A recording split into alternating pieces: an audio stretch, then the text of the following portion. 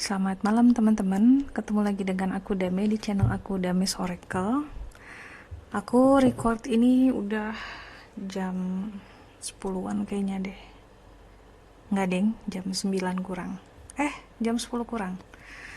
Ya jadi sebenarnya udah waktu istirahat buat aku banget, cuman udah dari semingguan ini aku kepikiran untuk sharing tentang bagaimana apa yang banyak hal yang kita lakukan itu sebenarnya menciptakan realita kita sendiri, terutama hal-hal kecil kayak apa yang kita ucapin, apa yang kita tulis di postingan status atau di postingan IG gitu ya. Itu sebenarnya cerminan dari mindset kita sendiri. Kenapa ini jadi kayak dorongan di aku banget gitu untuk sharing, soalnya banyak banget aku lihat gitu ya, teman-teman gitu yang ada di sekitar aku yang juga suka aku perhatiin postingannya. Mereka nggak sadar bahwa apa yang mereka terus menerus tulis atau cara berbicara mereka itu sesungguhnya membentuk mindset mereka sendiri gitu. Mungkin ini buat beberapa orang kayak nggak terlalu penting gitu ya, tapi buat menurut aku ini sebenarnya hal yang cukup sering dilewatkan, padahal ini benar-benar membentuk kehidupan kamu sehari-hari. Contohnya gini ya, aku punya kenalan gitu, seorang dosen. Dia cukup berbakat, sangat cantik dan berbakat gitu. Dan dia juga seorang penulis terkenal gitu kan. Aku nggak mau sebut nama.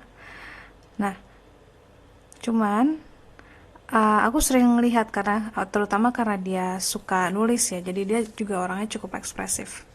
Aku sering lihat tulisan-tulisan dia di status gitu, status WhatsApp-nya atau status Instagram atau postingan di Instagram Story.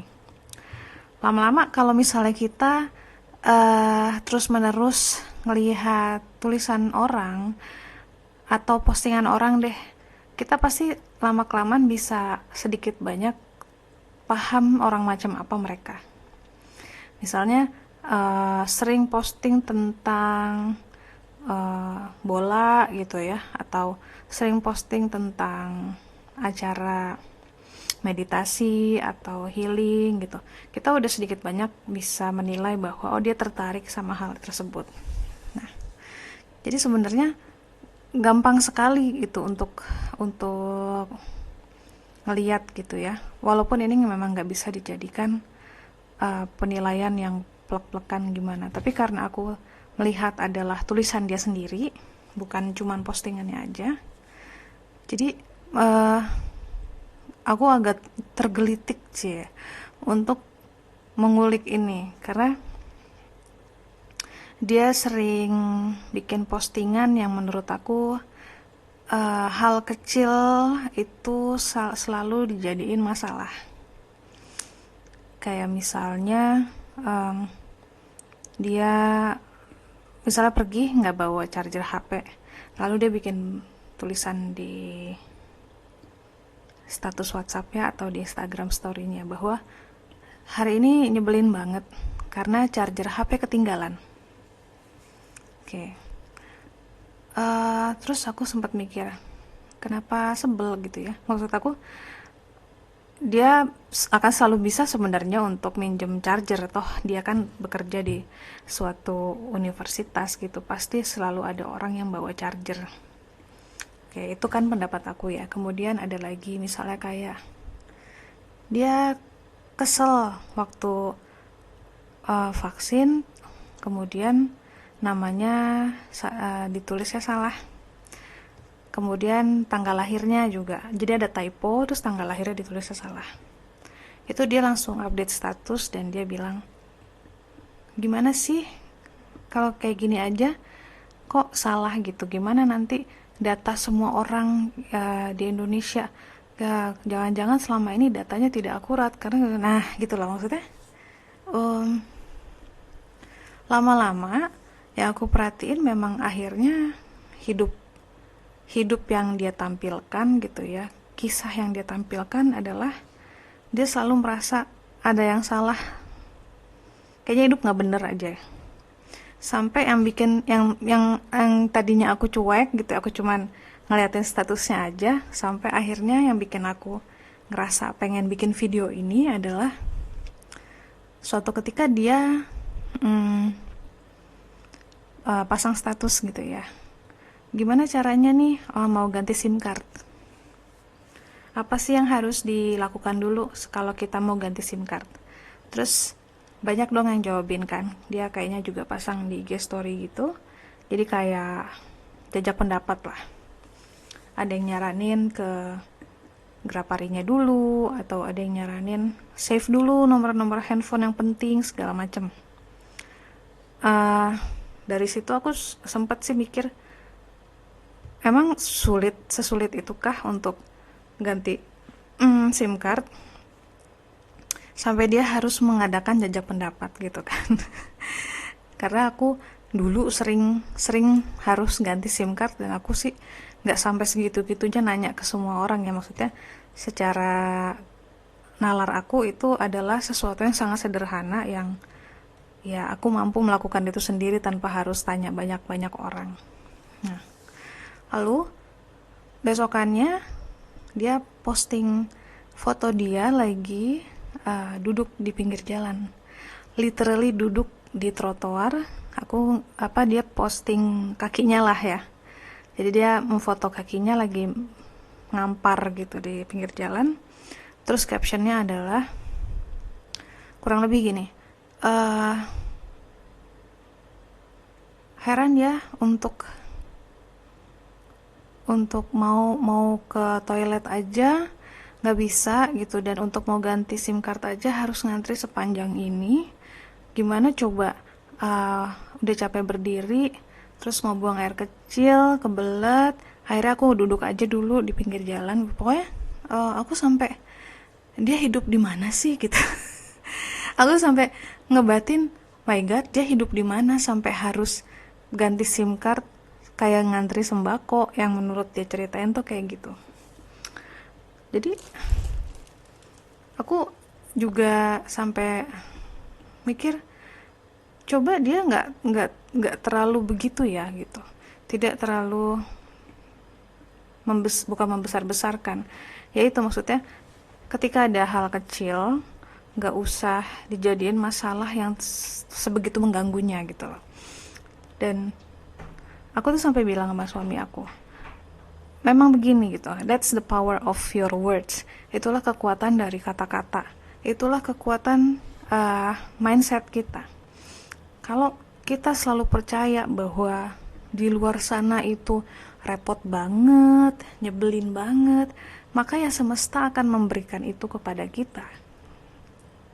Aku udah melihat banyak gitu, cukup banyak menyaksikan kejadian seperti itu. Dan gak cuma hal-hal yang malang ya, tapi juga ada hal-hal yang terjadi karena kita punya mindset yang bagus. Dan aku pernah menjadi orang dengan mindset yang gak bagus, kemudian aku berusaha ubah itu, dan ternyata bagus gitu, dan bisa, sangat bisa. Nah itu salah satu contoh. Aku sampai mikir, dia kan hidup masih di Jakarta, ada mall, kenapa dia bisa terdampar di pinggir jalan gitu untuk ganti SIM card doang gitu. Aku sampai mikir, gila ya, semesta tuh benar-benar ngasih dia kondisi yang unfavorable. Tuh, itu contoh satu. Contoh juga yang aku juga sering banget dapet adalah waktu dulu aku masih sering naik taksi gitu ya, dari zaman kerja. Aku selalu dapet taksi yang sopirnya baik banget, hampir tidak pernah, mungkin perbandingannya kayak 90 99% aku selalu dapat supir taksi yang baik. Nah, aku perhatiin waktu itu ketika aku jalan sama orang-orang tertentu, taksi yang kita naikin berdua tuh jadi nggak enak. Dan aku jadi bingung kan, aku jadi mikir, kok tumben-tumbenan gue dapat supir taksi yang marah-marah, nyetirnya nggak enak gitu kan. Nah, terus aku iseng ngomong sama orang yang waktu itu bareng naik taksi sama aku. Gue jarang loh dapat supir taksi kayak gini. Aku iseng gitu ngomong kayak gitu. Tapi itu bener. Aku jujur, aku memang hampir nggak pernah dapat supir taksi yang ugal-ugalan atau suka ngomel-ngomel atau pokoknya nggak enak tuh hampir nggak pernah. Tahu-tahu orang ini, temanku ini bilang, "Ah, masa sih? Gue hampir setiap naik taksi pasti kayak gini kejadiannya deh. Makanya gue nggak suka banget naik taksi." Nah, di situ aku baru, oh, dia punya belief system dan dia punya pengalaman itu dia yang bikin sendiri. Jadi lucu. Itu lucu sih teman-teman. Itu satu kali kejadian. Kemudian kejadian lagi nih sama mamaku sendiri. Mamaku juga begitu. Aku perhatiin kalau misalnya aku yang panggil taksi, kalau teman-teman suka pakai aplikasi kan juga bisa tuh ya panggilan taksi. Kalau aku yang panggilin taksinya, aku yang orderin, pesenin, itu pasti nggak kenapa-napa. Nah, waktu itu aku nggak terlalu merhatiin itu juga. Aku kan orangnya sebenarnya lumayan cuek ya buat kayak gini-gini. Beberapa kali mamaku yang manggilin, dan nggak cuman taksi, waktu itu juga pakai Grab. Beberapa kali mamaku yang order, itu jalannya nggak bener. Kayak kita dibawa muter-muter, terus pokoknya nggak enak banget. Sampai mamaku bilang, pas udah turun dia bilang, tuh, itu makanya mama nggak suka gitu kan. Supir-supir kayak gitu tuh suka bawa kita muter-muter. Terus aku bilang sama mamaku, masa sih aku nggak pernah dibawa muter-muter, nggak pernah, baru sekarang doang gitu. Nah, jadi itu juga salah satu kesaksian gitu ya. Jadi kayak Tuhan tuh kasih lihat ke aku bahwa apapun yang kamu percaya, itulah yang terjadi gitu. Dan ini aku sharing soalnya ya itu tadi, aku lihat beberapa teman-teman aku, meskipun misalnya nih ya, tampilannya keren, pekerjaannya bagus gitu loh, mereka cantik, mereka ganteng, tapi mentalitasnya atau isi hatinya dan bahkan kata-katanya ya, itu tidak mencerminkan sosok yang mereka pengenin gitu. Kan kita pengen lah ya, kita pengen jadi orang yang sukses nih misalnya, atau kita pengen jadi orang yang damai. Nah, kalau pengen jadi orang yang sukses, pakailah kata-kata yang mewakili perasaan sukses itu. Jadi jangan sampai kita pengen nih usaha kita sukses, tapi postingan kita tentang gue mah cuman pedagang, atau emang berat ya cari uang. Tuh, jadi lihat di mana itu bisa contradicting. Dan semesta itu nggak melihat penampilan, teman-teman. Cara kerja hidup ini, cara kerjanya Tuhan itu melihat getaran, merasakan isi hati kita yang paling dalam. Jadi mau seberapapun kita usaha misalnya untuk jadi sukses, tapi kalau di dalam hati kita banyak dengki, banyak ngerasa self pity gitu ya, ngerasa kayaknya hidup aku malang banget sih gitu,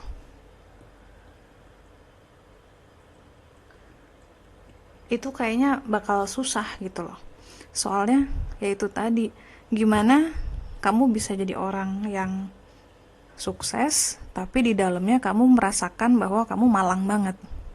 Sama kayak teman aku juga gitu, dia gimana ya, aku sampai mikir gila ya, dia cantik, dia berbakat, bahwa bahkan aku aja nggak bisa nulis gitu ya, aku nggak bisa nulis sekeren itu, menurut aku juga aku nggak secantik dia, tapi ucapannya terhadap dirinya sendiri, terhadap kehidupannya, itu itu kasihan sih menurut aku. Jadinya dia menciptakan realita di mana kayaknya dia sial terus, karena memang dia sudah kayak percaya gitu bahwa misalnya laki-laki itu nggak ada yang tulus sama dia. Dia terkutuk.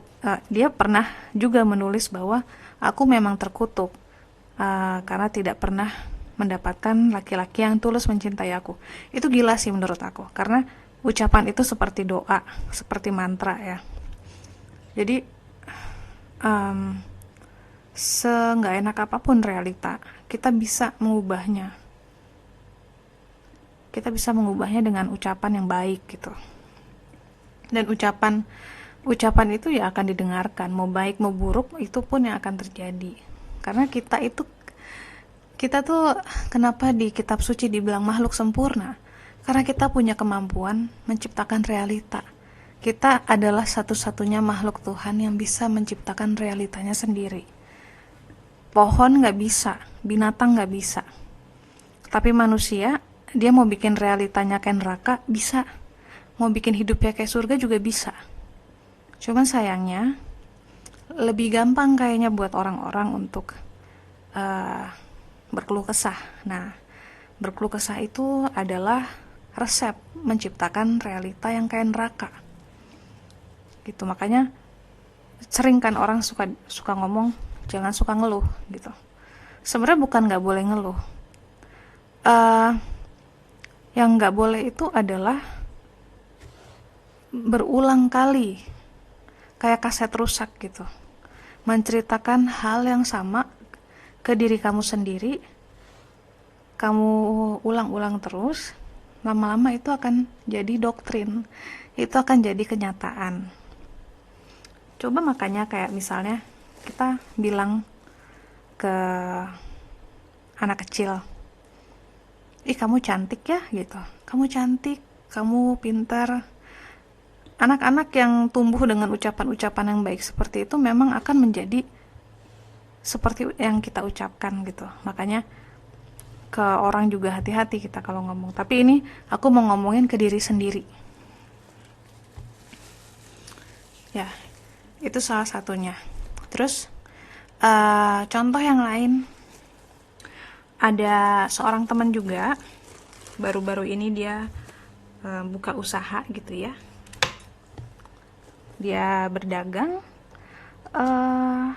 Menurut aku apapun yang kamu dagangin gitu, aku melihat orang berdagang itu luar biasa, karena menurut aku itu entrepreneur.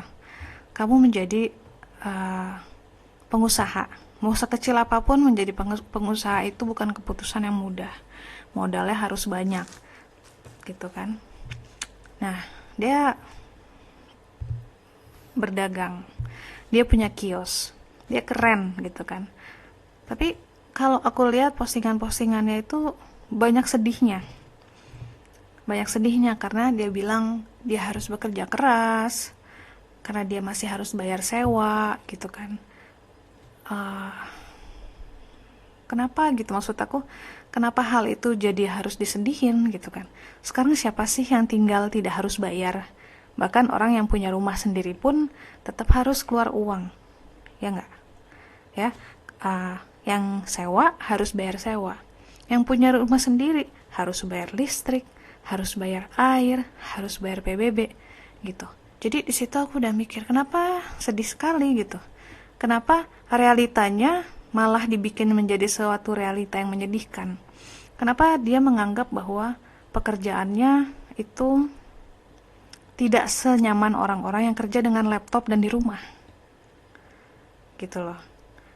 Aku sampai mikir, aku aja belum tentu bisa kerja kayak dia.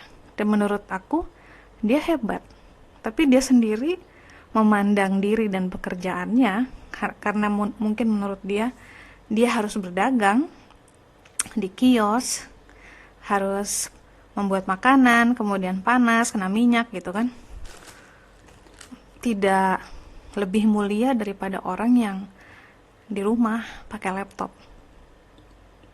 Padahal aku sebagai orang yang kerja di rumah pakai laptop, aku bisa bilang capeknya sama. Memang aku nggak kepanasan gitu kan. Tapi aku bisa bilang dia lebih hebat. Karena dia make his own money gitu. Dia tidak punya bos. Dia adalah bosnya dirinya sendiri. Kalau aku masih dalam tanda kutip bergantung sama suatu perusahaan. Gitu ya. Jadi di situ aku ngelihat, wow, kenapa orang ini nggak bisa melihat betapa keren dirinya ya? Apakah karena dia merasa mencap dirinya sebagai tukang jual makanan? Sedangkan kalau itu keluar dari mulut aku, yang aku ucapkan adalah dia seorang pengusaha. Semua orang yang berdagang sendiri itu, apalagi kalau kamu tukang masak, kamu adalah entrepreneur dan itu keren. Gitu ya. Jadi gimana gitu. Aku tuh mikirnya gimana mau sukses kalau dia mencap dirinya rendah. Padahal yang dituju kan adalah kesuksesan ya. Ngerti kan? Maksudnya gini, kayak KFC deh. Kentucky Fried Chicken. Itu Colonel Sanders yang nemuin kan. Si resep ayam ya. Aku yakin dia tidak akan mencap dirinya sebagai tukang ayam. Aku yakin dia pada waktu itu tidak serendah itu melihat dirinya. Sama kayak guru yoga aku. Dia adalah seorang pembuat sabun. Karena dia senang barang-barang yang eco-friendly dan dia kebetulan nggak bisa pakai bahan kimia, dia belajarlah membuat sabun. Dia sekolah kemana-mana, lalu dia buat sabun. Dan buat sabun teman-teman itu kayak masak. Dia kena bahan kimia kayak soda api ya. Jadi satu-satunya bahan kimia waktu itu yang dipakai cuma soda api. Dia kena soda api, kena minyak tangannya. Terus produknya kalau misalnya gagal ya dia harus buang gitu. Dan aku melihat gitu cara dia bekerja tuh bener-bener kayak kerja kasar. Jadi bukan kayak yang orang duduk ngetik, enggak. Dia kesana kemari, dia berdiri berjam-jam, dia ngaduk itu adonannya gitu kan. Nah, tapi dia nggak pernah mencap dirinya sebagai tukang sabun. Dan dia aiming very high, dia punya goal yang sangat tinggi. Dan dia mencap dirinya sebagai artisan, seniman. Karena memang creating something, menciptakan sesuatu itu adalah seni. Jadi seniman itu nggak cuma pelukis, penyanyi, penari. Semua hal yang kita bisa buat dengan tangan kita, dengan otak kita, itu adalah seni. Tidak ada yang menyamai apa yang kamu bikin dengan tubuh kamu, dengan ucapan kamu, pikiran kamu, itu adalah karya. Jadi kalau kamu jual makanan, itu adalah karya. Kan kamu nggak jual dengan mesin pabrik. Kamu bukannya orang yang punya mesin, lalu kamu suruh mesin itu bikin misalnya mie ayam. Nah itu bukan seni, itu bukan karya. Karena mie ayamnya bikinan pabrik. Tapi kalau kamu bikin pakai tangan kamu, apapun itu akan menjadi suatu karya. Jadi jangan cap itu sebagai sesuatu yang rendah. Kalau kamu punya tujuan tinggi, kamu juga harus melihat diri kamu itu sepadan. Pakailah kata-kata yang sesuai dengan cita-cita, pakailah kata-kata yang bagus, yang baik, maka realita kamu pun juga akan ikut ke situ nantinya. Jadi percuma, sama aja kayak aku bilang, mau sekaya raya apapun, tapi kalau mentalnya mental miskin, kita nggak akan bisa merasa cukup, nggak akan bisa merasa abundance. Tapi kalau misalnya kita uangnya juga cuman pas-pasan atau cukuplah untuk hidup ya, tapi kalau kita punya mentalitas yang abundance, itu hidup tuh luar biasa berlimpah rasanya gitu teman-teman. Jadi coba diperbaiki gitu ya. Ini nggak cuman hasil baca buku, nggak cuman hasil nonton video, ini benar-benar pengalaman aku sendiri dan aku mengamati orang-orang di sekitar aku yang juga uh, hidupnya terpengaruh sama kata-kata yang mereka ucapkan, sama hal-hal yang mereka posting, sama hal-hal yang mereka baca. Jadi dari situ nanti lihat kalau ucapan kamu makin baik, kata-kata kamu makin baik, sekelilingmu akan lebih baik. Bahkan mungkin kamu akan uh, berganti teman atau bisa jadi berganti pasangan gitu kan. Itu sesuai dengan realita yang kamu ciptakan. Ya jadi ini bukan hal yang remeh sebenarnya, sering diremehkan padahal ini penting gitu. Itu sih, itu aja yang mau aku sharing.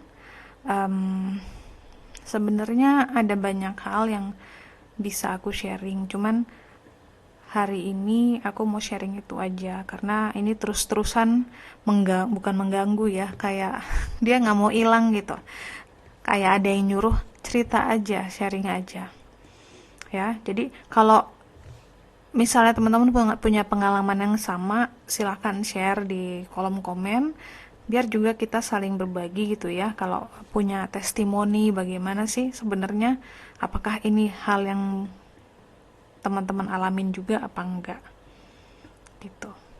Terima kasih sudah menyimak. Dadah.